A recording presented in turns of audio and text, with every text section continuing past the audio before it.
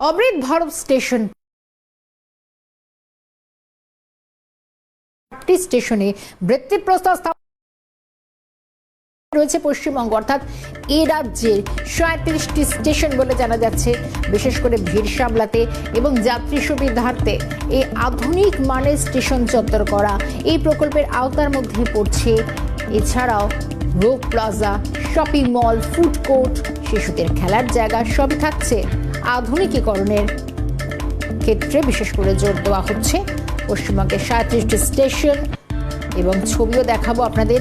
প্রধানমন্ত্রী কিছুক্ষণের মধ্যে উদ্বোধন পর্ব সারবেন।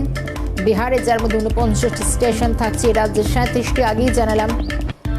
কোন কোন রাজ্য কি কি স্টেশন পাচ্ছে? 44টি স্টেশন পাচ্ছে মহারাষ্ট্র, মধ্যপ্রদেশ পাচ্ছে 34টি স্টেশন অমৃত ভারত স্টেশন প্রকল্পের আওতায়। অসম পাচ্ছে 32টি স্টেশন, ওড়িশা 25টি স্টেশন বলে জানা যাচ্ছে এখনো পর্যন্ত অমৃত ভারত স্টেশন প্রকল্পের আওতায়। পাঞ্জাব 22টি স্টেশন পাচ্ছে, পশ্চিমবঙ্গের 37টি আগে জানিয়েছি। গুজরাট 21টি স্টেশন পাচ্ছে এই প্রকল্পের আওতায়। তেলেঙ্গানা 21টি স্টেশন, অর্থাৎ বেশ প্রত্যেকটি রাজ্য একাধিক স্টেশন পাচ্ছে। উন্নত আধুনিকীকরণ করা হচ্ছে, একাধিক বিষয়ে জোর দেওয়া হচ্ছে। বিশেষ করে মোট 508টি স্টেশন যা ভিত্তির প্রস্তর স্থাপন করবেন প্রধানমন্ত্রী। আর কিছু সময়ের অপেক্ষা কাউন্টডাউন শুরু এবং উন্নত পরিমাণ দেশে আধুনিকীকরণ এই স্টেশনগুলি বিশেষ করে নজর কাড়বে। কিছুক্ষণ আগে রাজ্যপাল, পশ্চিমবঙ্গের রাজ্যপাল সিভি আনন্দ বোস যেমন বলছিলেন, শিয়ালদায় তিনি রয়েছেন একটি কর্মসূচিতে এবং সেখানে মূলত রেল যে একটা লাইফ লাইন এবং গোটা দেশের সঙ্গে লাইফ লাইন, এই রেলের মাধ্যমে সমন্বয়ে যোগাযোগ তৈরি হয় এবং তাতেই যে বিশেষ করে জোর দেওয়া হচ্ছে, আরও মান উন্নয়ন করা হচ্ছে, যাত্রী স্বাচ্ছন্দ্য, যাত্রী সুবিধার্থে বিশেষ করে এই যে বিষয়গুলি মাথায় রাখা হচ্ছে, সেখানে কিন্তু অমৃত ভারত এই যে স্টেশন প্রকল্প তাতে একটা নয়া পালক জুড়বে। এমনটাও যেরকম জানালেন রাজ্যপাল সিভি আনন্দ বোস। সেই ছবি দেখেছি শিয়ালদাহে, রাজ্যপাল সেখানে উপস্থিত রয়েছেন, রেলের গুরুত্ব তুলে ধরার চেষ্টা করেছেন তিনি। রেলকে আরও যেভাবে মন্ত্রক, রেল আরও যেভাবে সাজানো গোছানোর চেষ্টা করছে, পরিকাঠামোয় জোর দিচ্ছে এবং এই প্রত্যেকটি বিষয়ে যে রেলের মান উন্নয়ন করা হচ্ছে, রেল আরও উচ্চস্তরে পৌঁছে যাবে। গোটা দেশের সঙ্গে এক প্রান্ত থেকে আরেক প্রান্তে সমন্বয় রক্ষাকারী রেলের আধুনিকীকরণের জন্যই আজকে মোট 508টি স্টেশনের এই অমৃত ভারত স্টেশন প্রকল্প, যার মধ্যে এ রাজ্যের 37টি স্টেশন রয়েছে। এছাড়াও আরও বেশ কিছু স্টেশন যেখানে বিশেষ করে জোর দেওয়া হচ্ছে ছবিটা বদলাবে, এ দেশের যে মানচিত্র সেখানে যে আরও অনেকটা এক ধাপ এগিয়ে যাবে। এই যে একটা প্রজেক্ট, এই যে একটা প্রকল্প নিয়ে মন্ত্রক এগোনোর চেষ্টা করছে, দেশের এই ভাবনা তাতে যে আরও অনেক বেশি উন্নত পরিকাঠামো যা একদিকে যাত্রী সুবিধার্থে সাহায্য নেবে, সহায়ক ভূমিকা পালন করবে, যা গোটা দেশের কাছে, বিশ্বের কাছে একটা আলাদা মাত্রা যোগ করবে এই প্রকল্পের মধ্য দিয়ে। সেই লক্ষ্যেই কিন্তু যে মন্ত্রক এগিয়ে চলছে, এমনটাও কিন্তু বার্তা দিলেন পশ্চিমবঙ্গের রাজ্যপাল সিভি আনন্দ বোস। আর কিছু সময়ের অপেক্ষা, ভিড় সামলাতে, যাত্রী সুবিধার্থে অমৃত ভারত স্টেশন প্রকল্প। দেশে মোট 508টি স্টেশন, রেলওয়ে স্টেশন। ইতিমধ্যেই প্রস্তুতি প্রায় শেষ। প্রধানমন্ত্রী Narendra Modi just countdown start হয়ে গিয়েছে। কিছু সময়ের মধ্যেই কিন্তু উদ্বোধন সারবেন প্রধানমন্ত্রী নরেন্দ্র মোদী। অমৃত ভারত স্টেশনে 508টি রেলওয়ে স্টেশন, যেখানে পুনর্বিকাশ, বিশেষ করে যে ছবি দেখাচ্ছি আপনাদের, পুনর্নির্মাণ, পুনর্বিকাশে জোর দেওয়া হয়েছে এবং প্রধানমন্ত্রী নরেন্দ্র মোদী তিনি থাকছেন, প্রাইম মিনিস্টার নরেন্দ্র মোদী তিনি নিজে উদ্বোধন করবেন এবং এই 500টি স্টেশনের মধ্যে প্রত্যেকটি রাজ্য বিভিন্ন স্টেশন পাচ্ছে। এই রাজ্যে 37টি স্টেশন নেহাত কম কিছু না এবং আধুনিকীকরণের জোর। শুধু আধুনিকীকরণ বলে যে বিষয়গুলো সামনে আসে, যার মধ্যে অন্যতম নিরাপত্তা, পরিষ্কার পরিচ্ছন্নতা, রেলওয়ে সেফটি, সঙ্গে সৌন্দর্যায়ন যাত্রী সুবিধার কথা মাথায় রেখে বিভিন্ন বিষয় সে ছবি দেখাচ্ছে প্রধানমন্ত্রী নরেন্দ্র মোদী। তিনি উপস্থিত হয়েছেন একেবারে শেষ মুহূর্তে যে প্রস্তুতি তুঙ্গে, কাউন্টডাউন।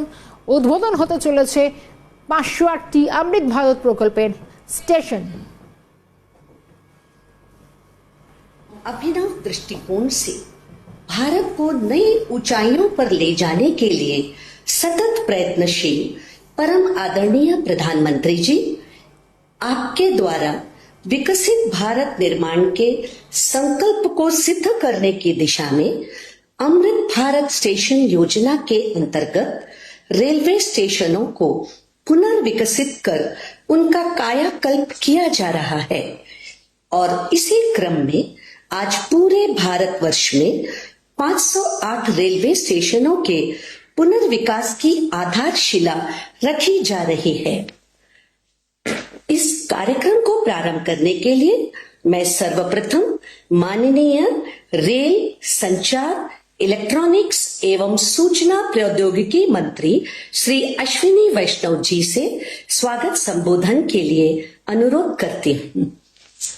परम आदरणीय प्रधानमंत्री श्री नरेंद्र मोदी जी, देश के विभिन्न राज्यों से जुड़े माननीय राज्यपाल एवं माननीय मुख्यमंत्री महोदय, केंद्रीय मंत्रिमंडल और विभिन्न राज्यों की मंत्री महोदय, माननीय सांसद, माननीय विधायक महोदय, उपस्थित पद्म पुरस्कार से सम्मानित महानुभाव, अध्यापकगण, छात्र, स्पोर्ट्स पर्सन्स और समाज के विभिन्न क्षेत्रों से जुड़े प्रबुद्ध नागरिक और मीडिया के सभी साथी, आप सबका इस ऐतिहासिक समारोह में हार्दिक स्वागत करता हूं। माननीय प्रधानमंत्री जी का रेलवे से एक भावनात्मक जुड़ाव रहा है। उन्होंने रेलवे को यातायात के साधन से बढ़कर जन सामान्य के जीवन में बदलाव लाने का आधार माना है। रेलवे को आर्थिक विकास का माध्यम माना है। पिछले 9 वर्षों में भारतीय रेलवे में हुए अभूतपूर्व ट्रांसफॉर्मेशन प्रधानमंत्री जी की रेल विकास से राष्ट्र विकास की सोच का साक्षी है। इस वर्ष देश के हर राज्य को प्रधानमंत्री जी ने रिकॉर्ड रेल बजट का आवंटन किया है। पिछले 9 वर्षों में रेलवे को आवंटित राशि करीब 9 गुना बढ़कर इस साल 2,40,000 करोड़ रुपए की गई। प्रधानमंत्री जी का एक स्पष्ट फोकस रहा है सेफ्टी, उत्तम पैसेंजर एक्सपीरियंस और नई टेक्नोलॉजी का उपयोग। चाहे जम्मू कश्मीर में आज विश्व का सबसे ऊंचा रेलवे आर्च ब्रिज बन रहा हो, कोलकाता में हुगली नदी के नीचे मेट्रो बनने का काम हो, देश में चल रही 50 वंदे भारत सर्विसेज का काम हो, या फिर तेजी से बुलेट ट्रेन प्रोजेक्ट का काम हो, में इन सब प्रोजेक्ट्स की देश पर कड़ी में अमृत भारत स्टेशन की आकांक्षाओं और अपेक्षाओं को पूरा करने के संकल्प से बंधी है। माननीय प्रधानमंत्री जी का स्पष्ट मार्गदर्शन था कि स्टेशन का डिजाइन ऐसा बने जो अगले 50 वर्षों की जरूरतों के लिए उपयुक्त हो। ऐसे वर्ल्ड क्लास डिजाइन पे काम करके आज 508 स्टेशन का फाउंडेशन स्टोन माननीय प्रधानमंत्री जी ले करेंगे। इसलिए आज हर स्टेशन का पुनर्विकास इस तरह से हो रहा है कि शहर के दोनों भागों को जोड़े, स्टेशन सिटी सेंटर के रूप में उभरे, मल्टी मॉडल ट्रांसपोर्ट सुविधाएं हो, city bus, metro, car, bike, पैदल यात्री सभी आसानी से आ जा सके, नई अर्बन स्पेसेस बने जो नागरिकों को नई सुविधाएं दे सके, हर स्टेशन पर रूफ प्लाजा हो जहां पर वोकल फॉर लोकल और वन स्टेशन वन प्रोडक्ट के माध्यम से स्थानीय क्राफ्ट्समैन को नए अवसर मिले। ये हमारे लिए सौभाग्य की बात है कि माननीय प्रधानमंत्री जी आज पूरे देश में अपने विजन पर आधारित 508 अमृत भारत स्टेशनों का शिलान्यास करेंगे। सबका साथ, सबका विकास, सबका विश्वास और सबका प्रयास के मूल मंत्र पर आधारित ये नए स्टेशन सभी नागरिकों को डिग्निटी ऑफ ट्रैवल प्रदान करेंगे। कुल 24,500 करोड़ रुपए की लागत से बन रहे इन स्टेशनों पर बच्चे, माताएं, वरिष्ठ नागरिक, दिव्यांगजन, इन सब की जरूरतों को ध्यान में रखकर सुविधाएं दी जाएंगी। इतना ही नहीं, स्टेशन भवनों का डिजाइन स्थानीय संस्कृति और विरासत से प्रेरित होगा। माननीय प्रधानमंत्री जी का सदैव मार्गदर्शन रहता है कि विरासत भी विकास भी। आज भारत में वर्ल्ड क्लास इंफ्रास्ट्रक्चर का निर्माण हो रहा है। देश के कोने कोने तक कनेक्टिविटी को बढ़ाने के लिए रोडवेज, रेलवेज, एयरवेज, हाईवेज और वाटरवेज का विस्तृत नेटवर्क बन रहा है। भारत को विकसित देश बनाने के सपने की ये एक मजबूत नींव है। इस बड़े बदलाव के पीछे प्रधानमंत्री जी की दूरगामी सोच है। माननीय प्रधानमंत्री जी, इस अमृत काल में भारत को विकसित राष्ट्र बनाने के आपके प्रण को साकार करने के लिए हम सभी कृत संकल्प हैं। 21वीं सदी के भारत की विकास यात्रा को आगे बढ़ाने के लिए हम सभी तैयार हैं। एक बार फिर से प्रधानमंत्री सभी उपस्थित महानुभावों का मैं अभिनंदन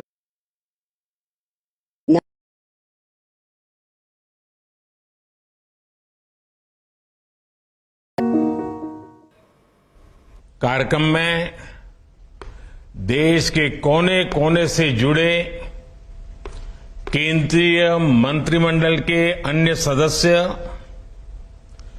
विभिन्न राज्यों के गवर्नर, मुख्यमंत्रीगण, राज्य मंत्रिमंडल के मंत्रीश्री, सांसदगण, विधायकगण, अन्य सभी महानुभाव और मेरे प्यारे भाइयों और बहनों, विकसित होने के लक्ष्य की तरफ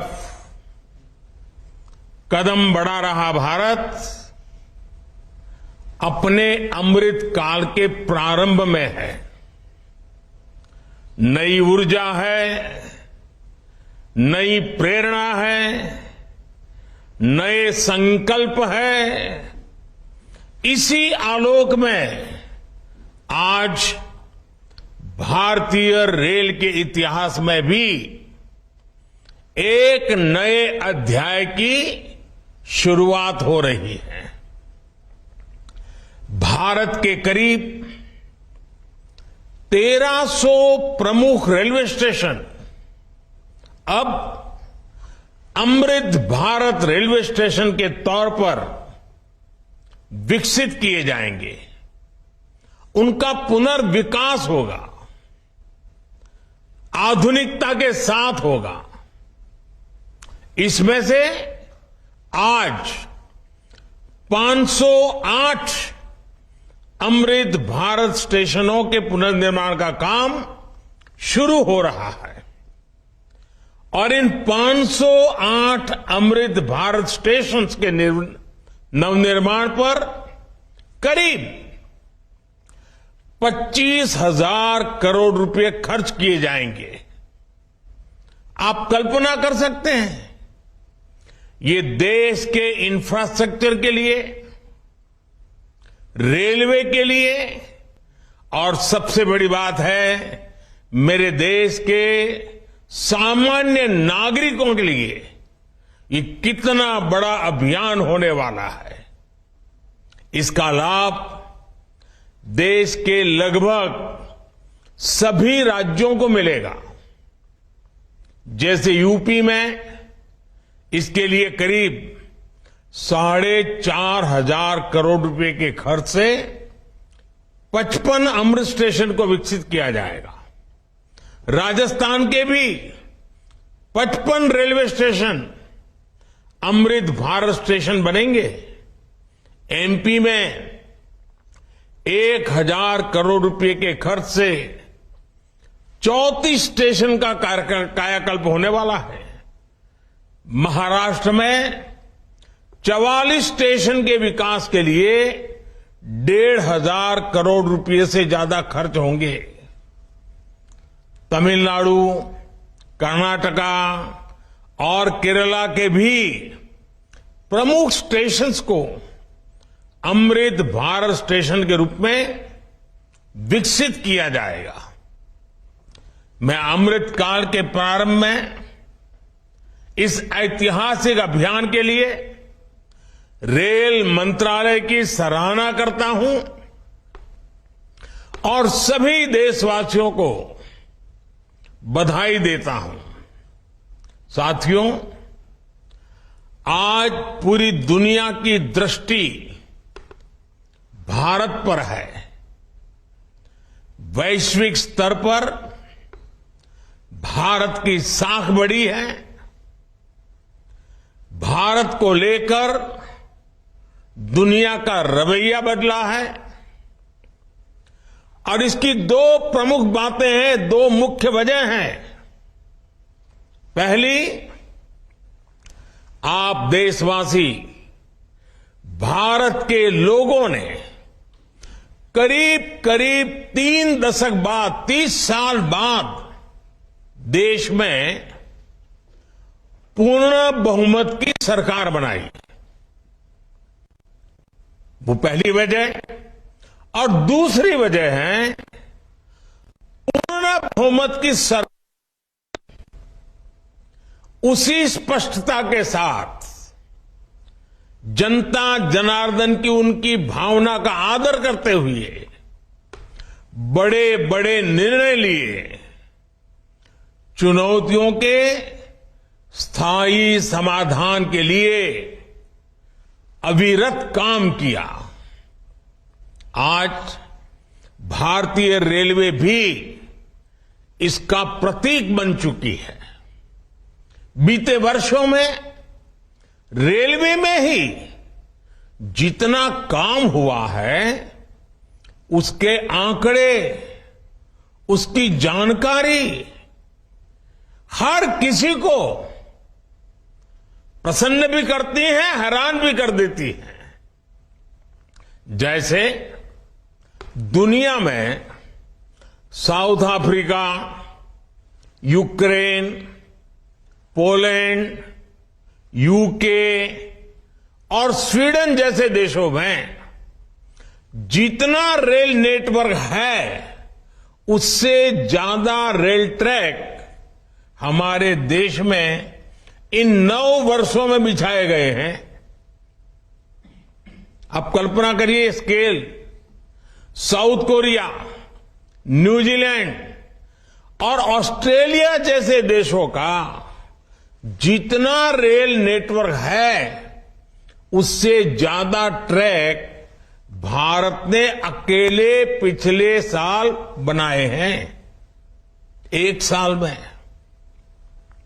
भारत में आज आधुनिक ट्रेनों की संख्या भी तेजी से बढ़ रही है।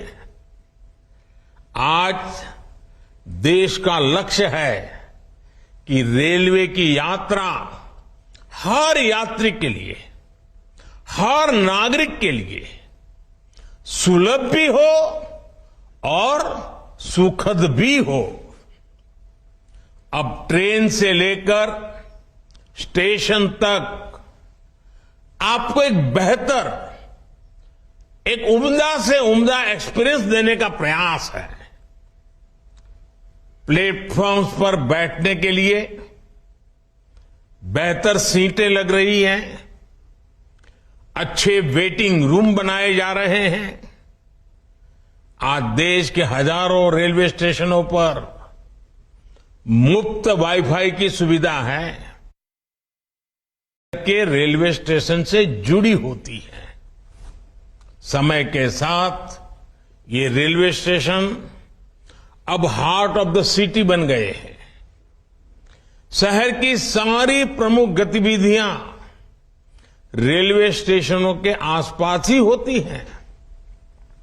इसलिए आज बहुत आवश्यक है कि हमारे रेलवे स्टेशनों को नए आधुनिक स्वरूप में ढाला जाए। रेलवे की जगह का ऑप्टिमम यूटिलाइजेशन किया जाए। साथियों, जब देश में इतने सारे नए आधुनिक स्टेशन बनेंगे तो उससे विकास को लेकर एक नया माहौल भी बनेगा।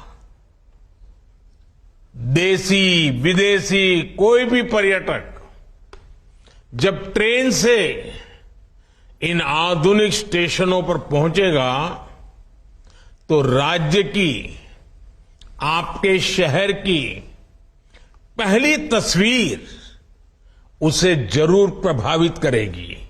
वो यादगार बन जाती है। आधुनिक सेवाओं के कारण पर्यटन को बढ़ावा मिलेगा।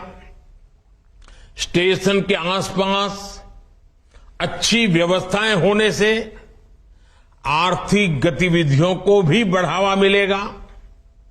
सरकार ने स्टेशनों को शहर और राज्यों की पहचान से जोड़ने के लिए वन स्टेशन वन प्रोडक्ट योजना भी शुरू की है।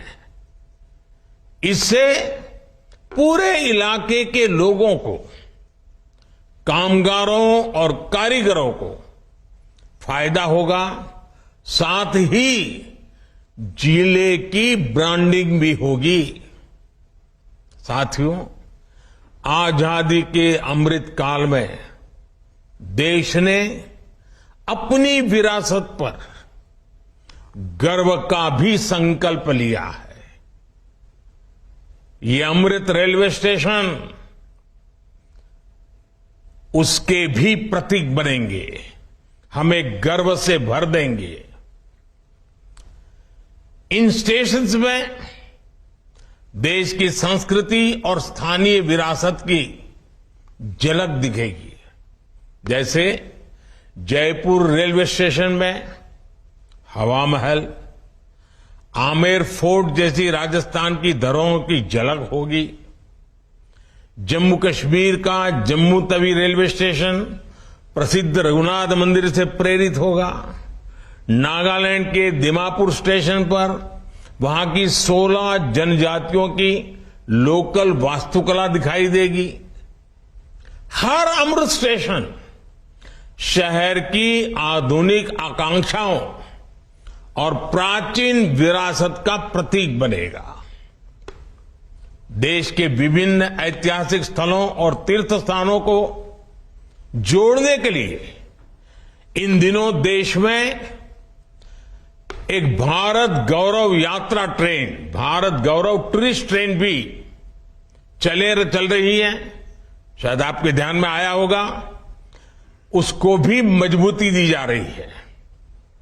साथियों, किसी भी व्यवस्था को ट्रांसफॉर्म करने के लिए जरूरी होता है कि हम उसके पोटेंशियल को पहचानें। भारतीय रेल में तो ग्रोथ को रफ्तार देने का अपार पोटेंशियल है। इसी सोच के साथ बीते 9 वर्षों में हमने रेलवे में रिकॉर्ड इन्वेस्टमेंट किया है। इस साल के रेलवे को 2.5 लाख करोड़ रुपए से ज्यादा का बजट दिया गया है। ये बजट 2014 की तुलना में 5 गुना ज्यादा है। आज एक होलिस्टिक सोच के साथ रेलवे के समग्र विकास के लिए काम हो रहा है। इन 9 वर्षों में लोकोमोटिव्स उत्पादन में भी 9 गुना की वृद्धि हुई है। आज देश में पहले की अपेक्षा 13 गुना ज्यादा HLB कोच बन रहे हैं। साथियों, नॉर्थ ईस्ट में रेलवे के विस्तार को भी हमारी सरकार ने प्राथमिकता दी है। रेल लाइनों का दोहरीकरण हो, परिवर्तन हो, नए, इस पर तेजी से काम किया जा रहा है। जल्द ही पूर्वोत्तर के सभी राज्यों की राजधानियां रेलवे नेटवर्क से जुड़ जाएगी। नागालैंड में 100 साल बाद दूसरा रेलवे स्टेशन बना है। नॉर्थ ईस्ट में नई रेल लाइनों की कमीशनिंग भी पहले के मुकाबले 3 गुना ज्यादा हो रही है। साथियों, पिछले 9 वर्षों में 2200 किलोमीटर डेडिकेटेड फ्रेट कॉरिडोर भी बनाए गए हैं।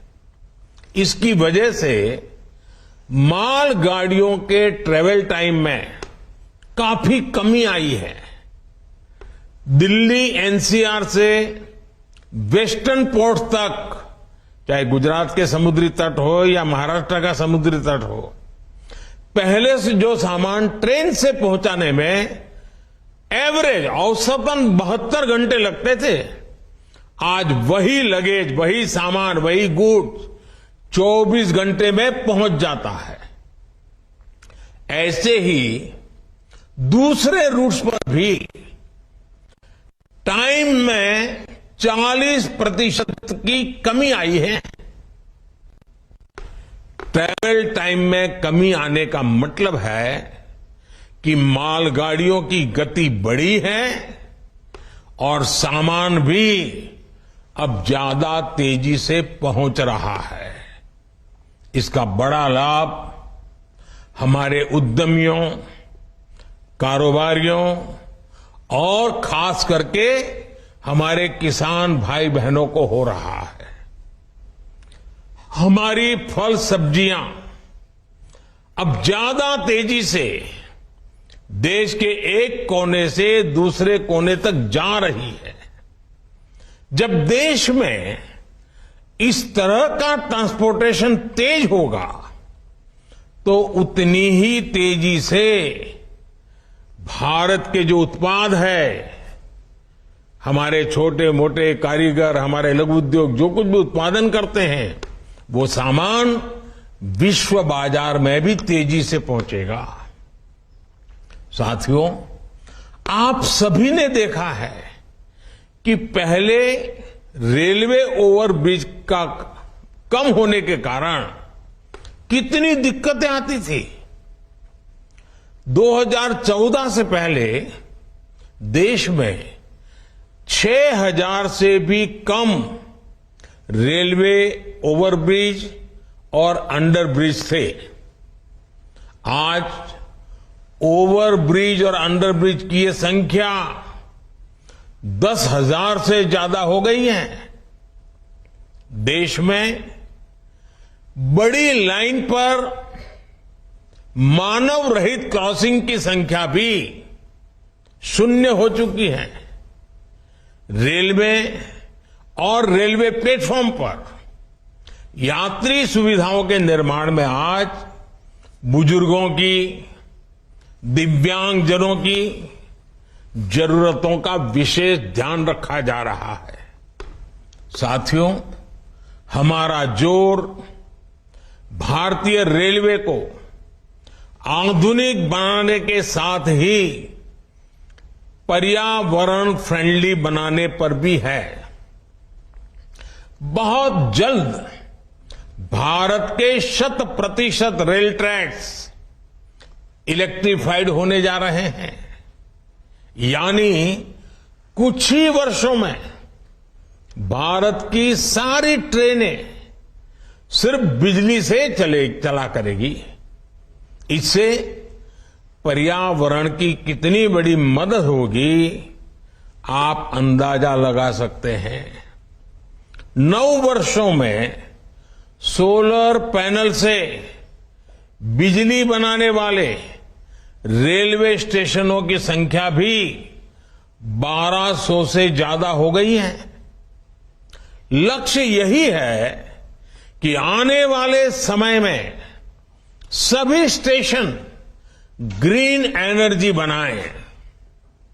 हमारी ट्रेनों के करीब 70,000 डिब्बे, 70,000 कोचेज में एलईडी लाइट्स लगाई जा चुकी हैं। ट्रेनों में बायो टॉयलेट्स की संख्या भी 2014 के मुकाबले अब 28 गुना ज्यादा हो गई है। ये जितने अमृत स्टेशन बनेंगे, ये भी ग्रीन बिल्डिंग्स के मानकों को पूरा करेंगे। 2030 तक भारत एक ऐसा देश होगा जिसकी रेलवे नेट जीरो एमिशन पर चलेगी। साथियों, रेल ने दशकों से हमें अपनों से मिलने का बहुत बड़ा अभियान चलाया है, काम किया है।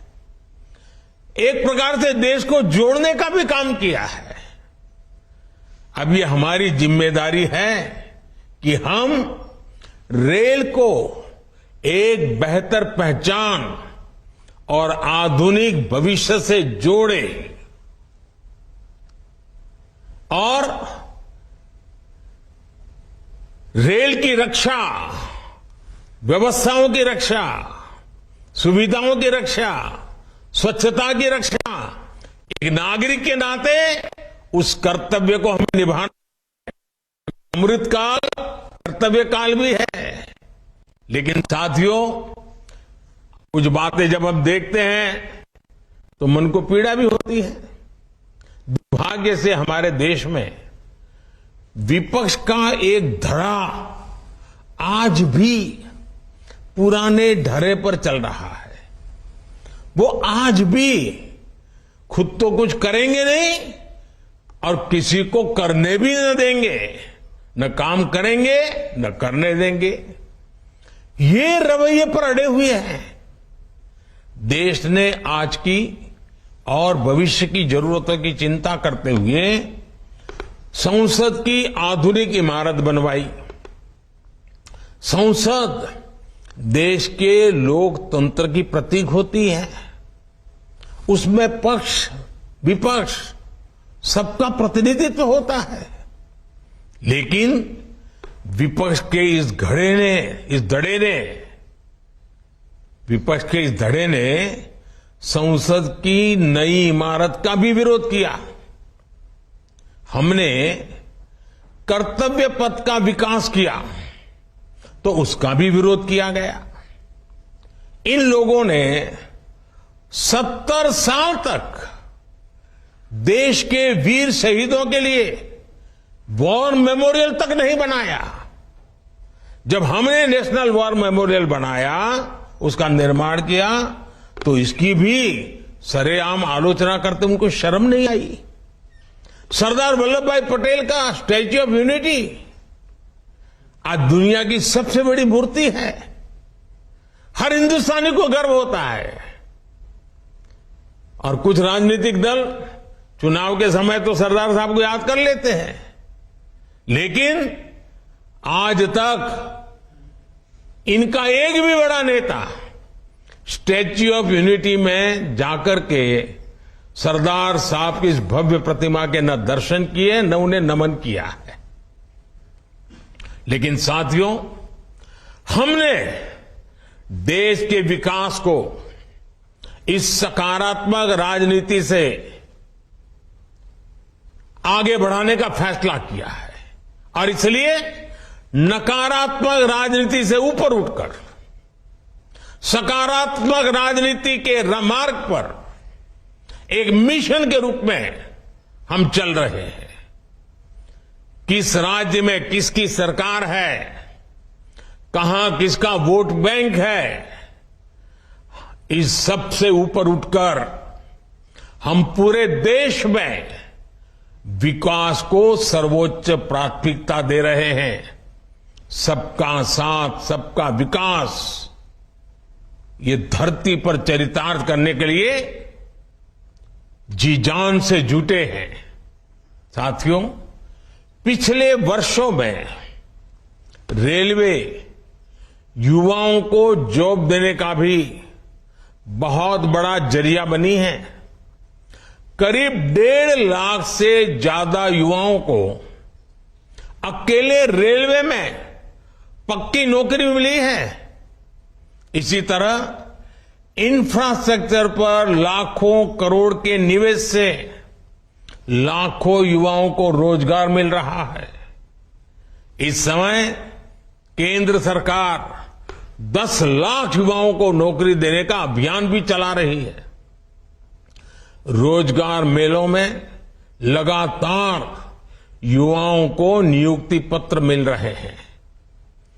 ये बदलते भारत की वो तस्वीर है जिसमें विकास युवाओं को नए अवसर दे रहा है और युवा विकास को नए पंख लगा रहे हैं। साथियों, आज इस कार्यक्रम में बहुत सारे स्वतंत्रता सेना भी हमें आशीर्वाद देने के लिए उपस्थित हैं। कई पद्म सम्मान प्राप्त महानुभाव भी इस कार्यक्रम की शोभा बढ़ा रहे हैं। हर भारतीय के लिए अगस्त महीना बहुत विशेष महीना होता है। ये महीना क्रांति का महीना है, कृतज्ञता का महीना है, कर्तव्य भावना का माह है। अगस्त में कितने ही ऐतिहासिक दिवस आते हैं जिन्होंने भारत के इतिहास को नई दिशा दी और आज भी हमें प्रेरित करते हैं। कल 7 अगस्त को पूरा देश स्वदेशी आंदोलन को समर्पित नेशनल हैंडलूम डे मनाएगा। 7 अगस्त की ये तारीख हर भारतीय के लिए वोकल फॉर लोकल होने के संकल्प को दोहराने का दिन है। कुछ ही